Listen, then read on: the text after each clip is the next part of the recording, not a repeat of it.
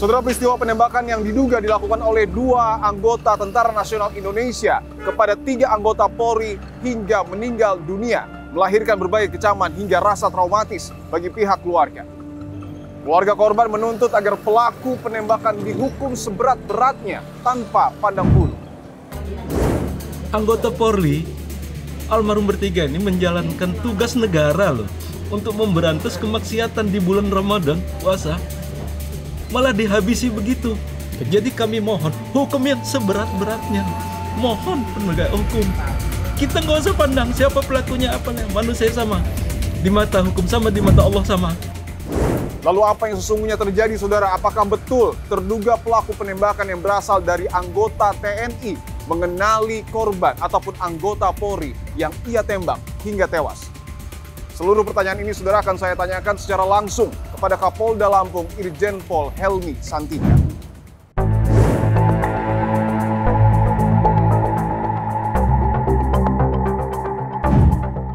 Saudara, saya berkesempatan secara langsung berbincang dengan Kapolda Lampung, Irjen Pol Helmy Santika. Pak Helmy, terima kasih untuk waktunya, Pak. Ya. Pertama, segenap kru Kompas TV dan juga di Poin Investigasi mengucapkan turut berduka cita, Pak, atas gugurnya 3 anggota Polri. Saya ingin tanyakan dulu, Pak, pertama, ketika Bapak mendengar ataupun mendapatkan laporan terkait dengan peristiwa tersebut, bagaimana respon Bapak? Pada saat itu, kami di Polda sedang melaksanakan perayaan Nuzul Quran. Oke. Berada di masjid, kemudian buka bersama. Nah, setelah itu, karena pada saat di masjid saya tidak membawa handphone, ajudan kemudian menyampaikan bahwa Kapolres Waikanan menelpon saya. Ada miss call beberapa kali, kemudian saya telepon. Ada apa? Dia menyampaikan dengan terbata-bata bahwa ada 3 anggotanya itu tertembak. Pada saat itu dilaporkan yang sudah positif meninggal ada 2, 1 masih kritis, informasinya seperti itu. Tapi kemudian disampaikan bahwa kegiatannya sedang dalam upaya pembubaran judi sabung ayam di salah satu tempat di wilayah hukum Polsek Negara Batin. Nah, dari situ kemudian saya dengan Pak Danrem, kita berangkat saja mengarah ke Waikanan, kita rapat mendapatkan informasi dan lain sebagainya, seperti itu. Di situ Bapak baru tahu bahwa terduga pelakunya adalah oknum TNI? Kurang lebih seperti itu, dan kita bersepakat di situ bahwa ini akan kita lakukan investigasi bersama, dan kita harus buat terang secara transparan, apa adanya, sesuai dengan fakta, sehingga bisa memberikan kejelasan khususnya kepada masyarakat. Ingin tahu gambaran utuh terkait dengan apa yang sesungguhnya terjadi di sana, karena narasinya adalah penggerebekan. Apakah 16 anggota Polri yang kemudian bertugas saat itu melakukan penggerebekan untuk kemudian menangkap salah satu pelaku, atau hanya membubarkan saja, Pak? Jadi perintah Kapolres kepada mereka adalah melakukan pembubaran. Pembubaran. Jadi kalau kita melihat ke TKP, ya, TKP ini ada di perkebunan, ya, kawasan letter S, register 44. Kendaraan-kendaraan para pemain itu berada di bawah pohon, sehingga kalau misalkan kita bisa melihat dari udara, pada waktu itu saya menggunakan heli, mereka kalau lihat dari atas ya agak tersembunyi, tidak terlihat. Gitu. Ada sekitar 5 kendaraan yang digunakan oleh Kapolsek almarhum beserta rombongan, sehingga beriringan satu-satu. Nah, menurut keterangan anggota yang ikut di lokasi itu, dia ada di kendaraan belakang, dia mendengar di depan ada letusan senjata, kemudian terdengar beberapa kali letusan senjata. Nah, paling depan itu adalah Kapolsek. Kapolsek dengan almarhum Aibda Petrus, satu mobil mereka. Nah, kemudian yang Galip ada di kendaraan belakang. Karena mendapat serangan seperti itu, secara psikologis shock anggota ini, karena mungkin tidak menduga akan mendapatkan respon seperti itu, sehingga mereka lebih banyak berlindung terlebih dahulu.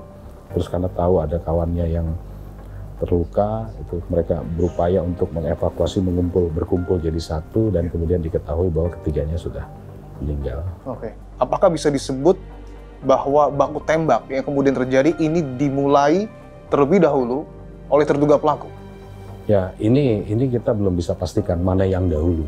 Tapi yang jelas ada suara letusan, dan bahkan letusan pembubaran itu diakui juga oleh rekan-rekan petugas yang bersama-sama bahwa itu tindakan untuk memberi tanda bubar bahwa ada petugas. Oke. Nah, kemudian terdengar beberapa kali letusan. Oke. Operasi ini juga apakah sudah diketahui lebih dahulu mungkin Pak oleh Koramil? Tentu kan biasanya dalam operasi pembubaran ataupun mungkin penggerbekan biasanya ada koordinasi antara Polri dan TNI. Ini sudah dilakukan? Ini murni yang mendapatkan informasi adalah Pak Kapolres. Oke. Mendapatkan informasi dari adanya undangan yang melalui media sosial, Facebook, kemudian dari WhatsApp. Oke. Sehingga dari situ didapat informasi bahwa ini suka pindah-pindah. Oke. Sehingga untuk kecepatan tadi, ini adalah respon cepat mereka untuk bisa berangkat ke sana. Ya. Dari hasil otopsi juga yang kemudian sudah dikeluarkan oleh Polda Lampung, hasilnya adalah 2 korban meninggal dunia tertembak di bagian kepala, Pak, dan 1 korban meninggal dunia tertembak di bagian dada. Apakah ini juga bisa disimpulkan memang terduga pelaku ini berniat membunuh?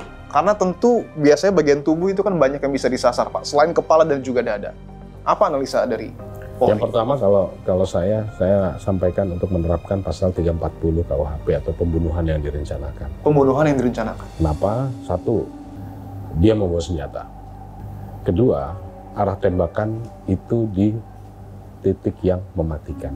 Vital sekali. Tapi ini harus didalami, harus didukung oleh fakta-fakta lain, alat bukti yang lain, sehingga bisa masuk kepada pemenuhan unsur pasal itu tadi. Oke. Apakah pelaku juga ini mengenal korban, Pak? Karena dari konferensi pers yang kemudian Bapak sampaikan bahwa ada sejumlah saksi ya, Pak, ya, yang mengenal pelaku. Apakah pelaku juga mengenal korban? Artinya pada saat ditembak, pelaku tahu betul siapa yang ia tembak. Dari keterangan masyarakat, dari kalau kita lihat juga di media sosial dan lain sebagainya, banyak mengatakan bahwa kenal. Apakah artinya juga pada saat melakukan operasi ini polisi sudah mengetahui, Pak, pemilik dari judi sabung ayam ini adalah kedua oknum tersebut? Ya, ini harus didalami kembali, karena kalau dibilang sudah mengetahui, mungkin yang bisa menjelaskan itu adalah Kapolsek. Kapolseknya kemudian menjadi korban. Oke. Tapi dari 2 terduga oknum TNI yang kemudian melakukan penembakan ini, dua-duanya berarti menembak ya, Pak, ya? Sudah dapat dipastikan seperti itu? Yang kami dapat informasi ini dari teman-teman dari POM, karena kita melakukan joint investigasi, saling bersinergi, kolaborasi penyelidikan. Mereka menyampaikan bahwa yang bersangkutan mengaku, artinya berdasarkan pengakuan yang bersangkutan bahwa dia ada di lokasi. Nah, tentunya secara saintifik harus bisa dibuktikan betul nggak dia ada di lokasi. Nah, kebetulan alat bukti yang ada klop, ya, sehingga kita bisa pastikan yang bersangkutan ada di TKP. Kemudian apalagi pengakuannya? Pengakuannya adalah dia menembak. Nah, dia menembak ini juga harus kita uji dengan alat buktinya. Ada nggak? Oh, ternyata ada juga. Dari 13 orang anggota Polri yang berada di sana, 4 orang melihat dia melakukan penembakan dengan menggunakan senjata laras panjang. Bahwa apa yang kemudian tadi Bapak sampaikan sebenarnya sudah dapat dikatakan cukup kuat sejumlah barang bukti yang sudah dimiliki oleh polisi ataupun TNI untuk kemudian mentersangkakan 2 oknum TNI yang diduga sampai dengan saat ini adalah pelaku utama penembakan, Pak. Apa kendala yang sampai dengan saat ini belum ditetapkan tersangka?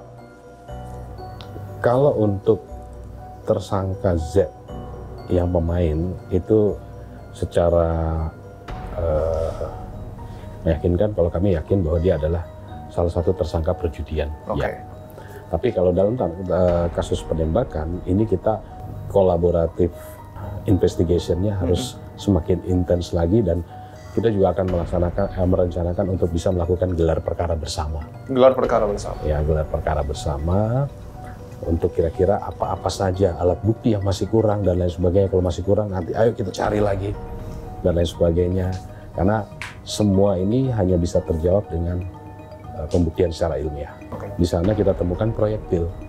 Ya, proyektil ini yang nanti kita periksakan ke laboratorium forensik untuk bisa diperiksa, ya, untuk mengetahui apakah proyektil yang ditemukan di tubuh korban ini diletuskan atau ditembakkan dari senjata pabrikan, non pabrikan, laras panjang atau laras pendek. Cukup menarik. Sabung ayam yang kemudian terjadi di Kampung Karangmanik ini ternyata pemainnya tidak hanya dari Lampung. Apakah bisa dikatakan skala dari judi sabung ayam ini cukup besar, Pak? Ya, saya tidak bisa mengatakan begitu, tetapi yang jelas di TKP ditemukan sejumlah kendaraan, baik roda 2 maupun roda 4, yang plat nomornya tidak saja berasal dari Lampung. Ada PG, ada A, ada AG, dan lain sebagainya. Bisa diartikan ini undangan dari luar. Tapi bisa juga kan yang mengartikan begini, iya platnya A tapi dia domisili di Lampung, kan bisa juga begitu. Artinya ya seperti ini kondisi. Saya tidak akan melebar dari apa yang kita temukan di TKP. Sejauh ini sudah ada informasi, Pak, mungkin nominal judinya berapa gitu yang kemudian dipertaruhkan? Kalau itu kita belum tahu, tetapi ada barang bukti uang yang kita temukan di TKP sekitar 21 juta. 21 juta. 21 juta, kemudian juga ya peralatan hal-hal yang berkaitan dengan perjudian sabung ayam itu juga kita sudah sita sebagai barang bukti. Ada termasuk ayam hidup dan ayam matinya juga kita jadikan barang bukti. Bahwa ada bahasa juga sabung ayam ini seperti Texas, Pak. Apakah ini juga bisa kita analogikan bahwa praktik judi sabung ayam di kawasan Lampung ini marak terjadi? Kalau kita menggunakan Texas seperti yang di Amerika sana, tentunya itu di perkotaan. Ya kan? Tapi kalau kita lihat di sini di perkebunan, apakah itu kita bisa jadikan itu sebagai area Texas? Saya rasa enggak, ya. Tapi kalau bicara tentang bahwa sabung ayam itu ada, saya juga bisa mengatakan bahwa itu ada, ya. Dan selalu mereka lakukan di tempat-tempat yang terpencil. Sudah berapa kali juga dilakukan penindakan, bukan hanya di daerah Waikanan, di daerah-daerah lain. Kalau misalnya ada, pasti kita akan lakukan penindakan dan bubarkan. Bahwa ada yang menarik, mungkin ini cukup sulit kemudian ketika kita membicarakan proses hukum, karena tentu peradilan militer memiliki aturannya sendiri. Tetapi ada yang menarik bahwa pernyataan dari salah satu anggota DPR menyebutkan 2 terduga pelaku penembakan ini yang berasal dari unsur TNI memungkinkan untuk dipidanakan. Tanggapan Anda seperti apa?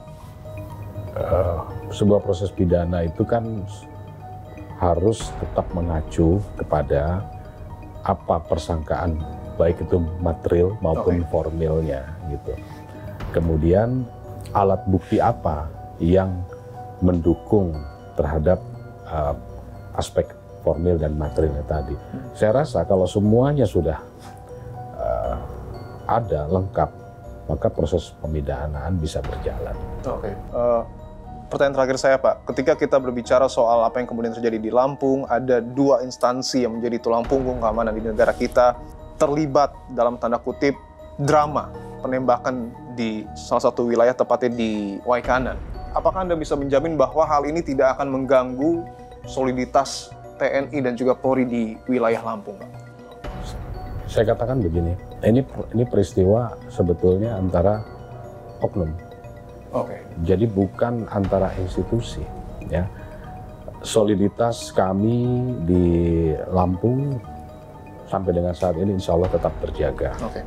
Bahkan komitmen kami, kita semua di sini untuk tetap terus menjaga kondusivitas Kamtibmas yang ada di Provinsi Lampung.